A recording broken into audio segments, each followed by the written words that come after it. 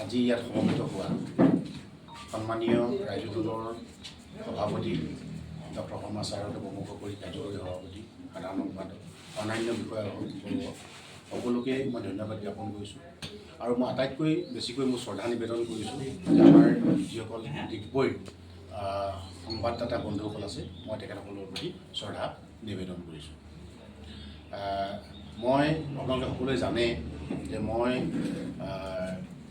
ছাত্ৰ অৱস্থাৰ পৰাই সামাজিক অনুষ্ঠান প্ৰতিষ্ঠানবিলাকৰ লগত জড়িত হৈ আছিলোঁ আৰু মই বিশেষকৈ এজন শিক্ষক আছিলোঁ, প্ৰধান শিক্ষক চামডাঙ্গি এম ই স্কুলত আৰু 24 চনৰ 31 ডিচেম্বৰ দিনাখন মই অৱসৰ গ্ৰহণ কৰিলোঁ।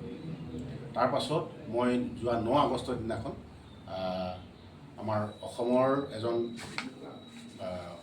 সবল নেতৃত্ব মানে অসমৰ গৌৰৱ গগৈ ডাঙৰীয়াৰ ওচৰত ভাৰতীয় জাতীয় কংগ্ৰেছত যোগদান কৰিছিলোঁ। তো এতিয়া মই এই আগন্তুক বিধানসভা নিৰ্বাচনৰ প্ৰতিদ্বন্দ্বিতা আগবঢ়াবৰ কাৰণে অখিল গগৈ ডাঙৰীয়াই যিহেতু আমালৈ আমন্ত্ৰণ জনালে আৰু আমাৰ সকলোৰে মুখ্য উদ্দেশ্যটো হ'ল যে আমি এইবাৰ গৌৰৱ গগৈ ডাঙৰীয়াক আমি অসমৰ মুখ্যমন্ত্ৰী আসনত বহুৱাব লাগে আৰু তেখেতসকলৰ দুয়োজনৰ পৰামৰ্শ অনুসৰি মই জাতীয় কংগ্ৰেছ দলৰ পৰা আনুষ্ঠানিকভাৱে মই বিদায় ল'ম আৰু ৰাইজৰ দলত ইতিমধ্যে মই যোগদান কৰিছোঁ আৰু মই গৌৰৱ গগৈ ডাঙৰীয়াক এই শুভ মুহূৰ্তত মই ধন্যবাদ জ্ঞাপন কৰিব বিচাৰিছোঁ। তেখেতে সবল নেতৃত্ব দি আজি গোটেই অসমৰ আস্থাভাজন হ'ব পাৰিছে আৰু তেখেতসকলৰ দললৈ এই অভাজনক আমন্ত্ৰণ জনালে তাৰ বাবে মই তেখেতৰ ওচৰত ধন্যবাদ জনাইছোঁ আৰু কৃতজ্ঞতা জ্ঞাপন কৰিছোঁ।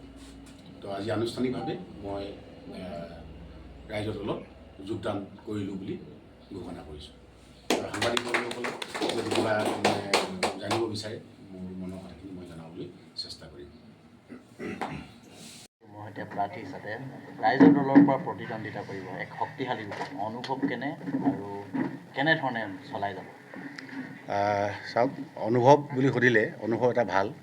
এতিয়া আমি সকলোৱে আমাৰ লক্ষ্য যে এইবাৰ বিজেপি যিটো দুৰ্নীতিগ্ৰস্ত চৰকাৰ, অহংকাৰী চৰকাৰ, ধৰ্মীয় মেৰুকৰণৰ বিভাজনবাদী চৰকাৰ, সেই চৰকাৰক আমি উফৰাই পেলাই গৌৰৱ গগৈদেৱৰ নেতৃত্বত এখন শক্তিশালী অসমৰ সকলোৰে গ্ৰহণযোগ্য এখন চৰকাৰ গঠন কৰাৰ দিশে আমি ধাৱমান হৈছোঁ, অসমৰ ৰাইজ ধাৱমান হৈছে আৰু ইয়াৰ প্ৰতিফলস্বৰূপেই আমি আজি ৰাইজৰ দলৰ উমৈহতীয়া প্ৰাৰ্থী হিচাপে আমি আজি ইয়াত যোগদান কৰিছোঁ আৰু আত্মপ্ৰকাশ কৰিছোঁ আৰু আমি সকলোৱে কংগ্ৰেছৰ আৰু AJPৰ আৰু ৰাইজৰ দলৰ CPM যিখিনি আমি সন্মিলিত চৰকাৰ মানে এক জোঁটবন্ধন হৈছোঁ, সেই জোঁটবন্ধন অনুসৰি আমি আমাৰ কাৰ্যসূচীবিলাক আগবঢ়াই লৈ যাম আৰু এইবাৰ ডিগবৈ সমষ্টিটো আমি বিজেপি মানে পৰাভূত কৰি আমি সন্মিলিত এজন বিধায়ক বনাবৰ কাৰণে সকলোৱে যত্ন কৰিম।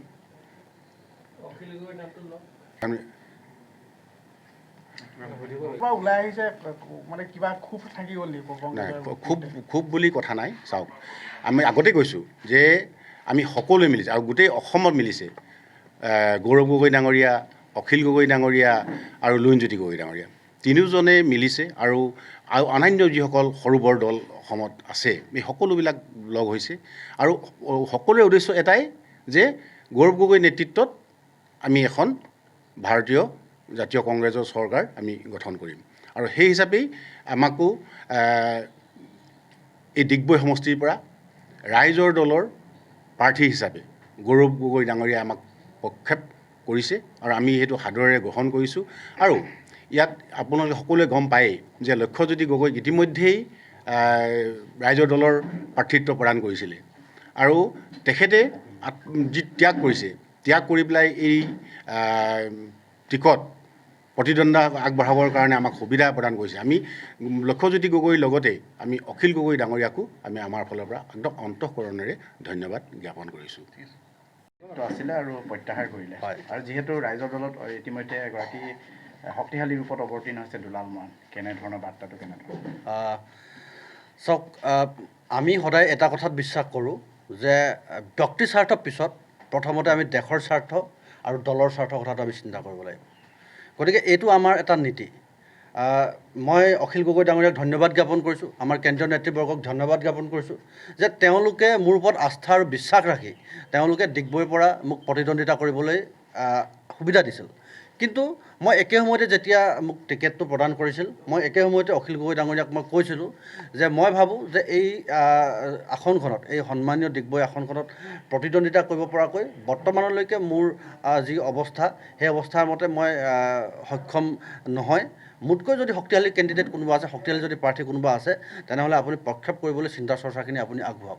এই ধৰণে মই খুব স্পষ্টকৈ মই কথাটো অখিল গগৈ ডাঙৰীয়াক কৈছিলোঁ আৰু সেই অনুসৰি আমি বিচাৰ কোচাৰ আমি আৰম্ভ কৰিছিলোঁ যে কাক আমি প্ৰাৰ্থিত্ব দিলে ভাল হ'ব, কি কথা।